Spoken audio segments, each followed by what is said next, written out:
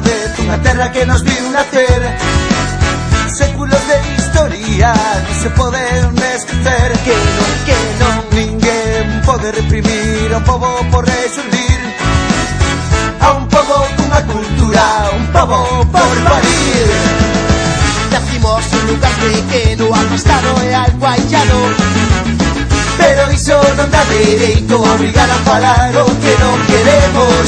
Nacimos un lugar pequeno, afastado e algo allano, pero iso non dá dereito a obrigar a falar o que non queremos. Galiza pequena, con moitas gallas de medrar. Galiza pequena, e sen deixarse avasallar. Galiza pequena, Galiza pequena, pero con moito que ensinar.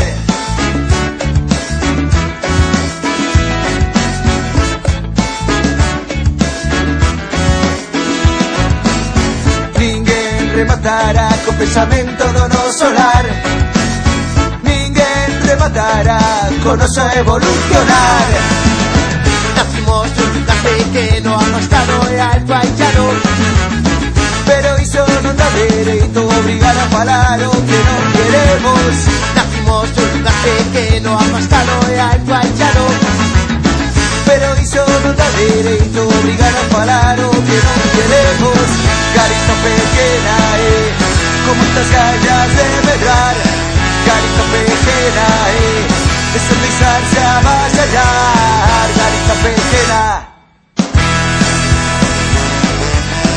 Galiza pequena, pero con moito que ensinar.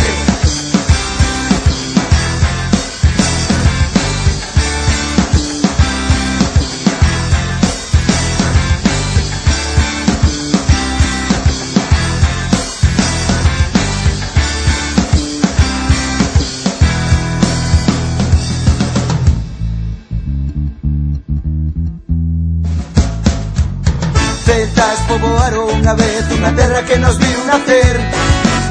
Séculos de historia non se poden esquecer. que non, Ninguén pode reprimir a un pobo por resurdir, a un pobo cunha cultura, a un pobo por parir.